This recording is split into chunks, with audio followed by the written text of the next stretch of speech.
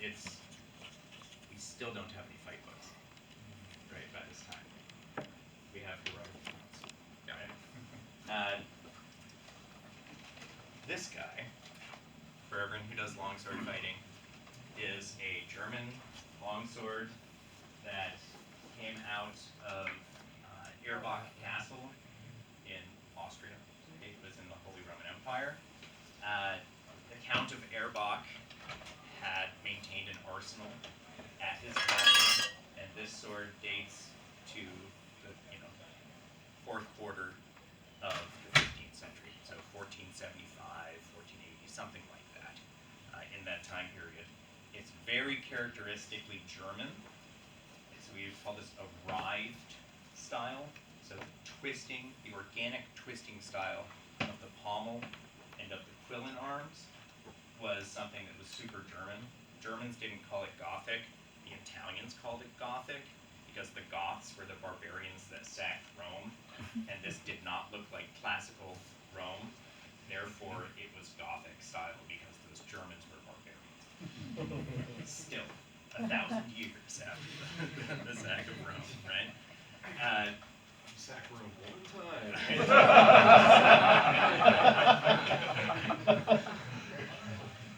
So this grip is what I would call the shape of it, an inverted hock bottle, which means that I'm going to very gently put my hand on here. If you could just use the rebroke. That's true. I'm not going to really gently put my hand on here. Right? When I hold this, my front hand, right, the fullers and the swell of the grip kind of lock my hand right in there, which allows me to use this sword in one hand if I'm mounted, or in two hands if I'm on foot. So the shape of the grip on this is what allows this relatively big sword to be used in one hand. Right? The blade has a fairly common mark of a cross with a feathery thing sticking off of it that was a common German mark that we don't think is related directly to a specific maker on these. So check this out for sure. This is pre-Meyer German KDF tradition. Right? So this is a German longsword for war. The people who were fighting with these, some of them at least, had knowledge of the system that we're fighting. Especially some of the more high prestige people. The Count, who knows, the Count of Erbach may have hired a fencing master based on his fencing book to teach his men. Perhaps not. And again, super intentional grip design. That's the reason that I had it put on my trainer. It was like, this is very clearly someone spent a lot of time deciding that this was going to be that shape. I want to know why. And so getting it replicated and fencing with it for years and understanding what are the strengths and the weaknesses of having furniture that is shaped like this. Yeah. And I understand I'm lacking a lot of the social context of the original use of the weapon, Sure. but within my limited understanding. Yeah. So any of you are interested, you should play with Dale's sword in the hallway and talk to him about it for sure. One thing to note is there are a couple of areas, so we're getting a little bit tinfoil hatty now, so take this with a big grain of salt. But there are areas of wear on the risers that correspond to, if you're holding it in the right hand, the placement of the thumb. Which makes me believe that like especially manipulating the weapon by thinking about it like holding a screwdriver in between your pointer finger and your thumb, and these like very subtle manipulations of the blade. After about a year of using this sword, I noticed that I had wear patterns that were nearly identical to the ones on the original. And I was like, cool, I might be doing something okay in my fencing. And it's really nice for like preventing hand sniping too. Oh yeah. That twist.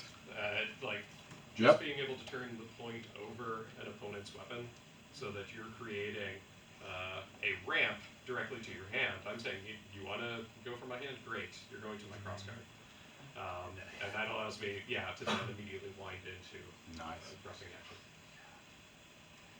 This sword came out of a tomb that was allegedly uncovered during an artillery barrage sometime during the Napoleonic kind of period in France. It is a blade from the mid-15th century with a hilt from the late 15th century. And so this blade predates the hilt by a generation at least, which is great, and it shows us that the way these things were used, right? If your blade was in great shape, rehilt it. Right? If something happens to your grip, rehilt it. If your blade breaks, get a new blade, right, for your sword. It's something that required maintenance and could be reused in all kinds of ways. This is a steeply hollow ground blade. When you pick this thing up, you can hold it by the grip because it is wire bound and it's very stable. This is a terrifying and beautiful sword for fighting in the Italian tradition.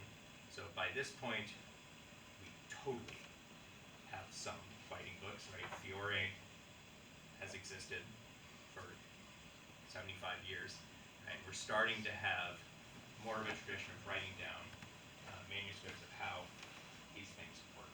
So when you're looking at this one, if you fight and look at the manuscripts, look at this sword closely, right? And the next time you're looking at the manuscripts, or take a picture of it, right?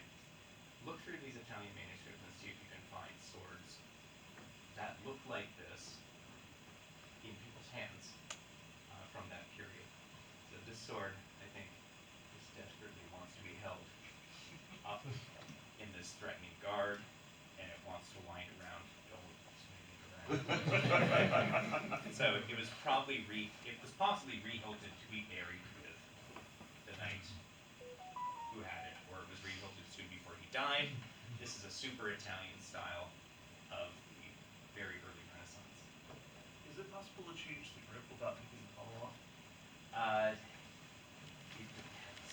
And it depends how the sword is made. So, yes, often. With this one, it would be. The wire wrapping would probably hold two slabs of wood together. And so, the grip does two things on a sword. One, it lets you hold it. Number two, it holds the cross guard to the blade. Right? So cross guards aren't connected to the blade except by the pressure from the grip. It is held on by the pommel. So the whole thing is compressed. And so if you feel this gently, it'll move a little bit. If the pommel's already on, you have to really wedge the grip in there.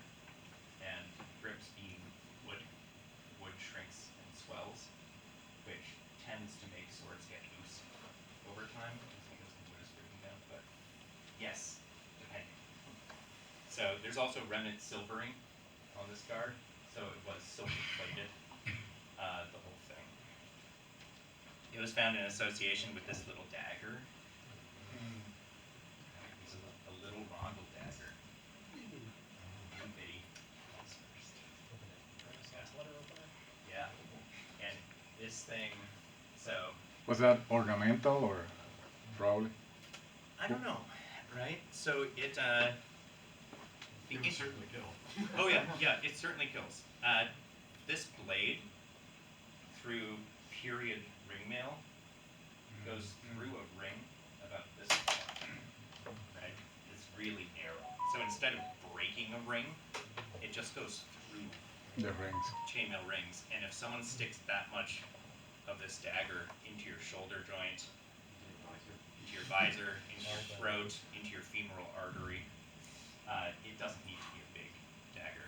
And at this time, there's also a fashion for like, knights were dainty at this period, right? So like, small ankles were a really manly thing, right? Having a tight waist was a very manly thing. So they were really trying to de-emphasize certain of the forms of masculinity in order to emphasize, right, the fact that these guys were refined, they were noble, they were above base desires, and they were driven by a clean way of life, which just happened to involve killing. Right? So, What year was that? so this is like 14, yeah, like between like 1450, 1475, maybe a little bit earlier for the blade, like 1410. Right? So these guys, I think that this little dagger actually was probably a pretty handy little dagger. Only like, 100 years after that, you start to have giant metal cod pieces and huge pauldrons and stuff, right? So they're just moving in a totally different fashion. And then you get like really big daggers. But this little guy isn't that surprising in certain ways. And there's another one at the Metropolitan Museum that we were able to examine this past summer that, Almost certainly came out of Saber Shop. yeah, it possibly came out of the same mold for the bronze part of the dagger. The blades are slightly different, but fundamentally similar. And that one is a bit longer. So it's a cool little murder piece. And also this will totally fit through the eye slots of any helmet at the time. When you're fighting in armor, the way you kill someone is you throw them on the ground and you stick this little thing through their eye slot. Right? Or you stick it to their eye slot and you say, "Sir, you are my prisoner, do you yield?" At which point, you own their armor, you own their horse, and you get to ransom them back to their family, and they're rich because they're a knight. Right? So that's the best case scenario, is you capture your opponent, you sell him back to his family for a lot of money. And that's right here. It's, Senor, you have my word. Italian arming sword. This guy is from like 1530s, 1540s, something like that, probably, you think? Maybe a little earlier. Yeah, we go back and forth on how exactly early it is, because it's a little odd. It has this complex built function on it. So it's a relatively early complex hilted sword. Yes. And what that does is when you hold this sword, it protects your knuckles in the bind. Right? So when your sword beats another sword, their sword comes down top of your guard, it doesn't cut your finger off, which is pretty sweet. You may have seen on our table, we've just made a reproduction of this one. So it's out there, I can talk to you about it in depth. But it is probably Venetian, based on the seashell that's on there. This grip is not original to hold by the grip. It's super solid. And the numbers on it, it says 1800. That is a Victorian museum mark. So it was taken into a museum collection and they used a metal stamp, like bang, bang, bang, bang. This is number 1800. Then it was de-ascensioned at some point. Right? But this screams Marozzo to me. Right? So if you have studied Marozzo, sword in one hand, the swords in it, several of them, actually appear to have something like this over the knuckle. Right? Same with the grip. Yeah. Either that, or it's interesting to see kind of the parallel developments of complex guards. Yeah. Of this interesting addition of the side ring or the single finger ring to allow you to finger your bone while protecting that. Yeah, it's one or the other. Yeah. Can't be both. Until they decided, why don't we just have Then they all started the doing all rings? of it. Yeah. Which happened not that much later. I'm gonna speed up a little bit so you guys have plenty of time to handle these. This is my favorite sword. So this blade is from the very end of the 16th century. In the fuller on the blade, it says Alonso de Sahagún me fece.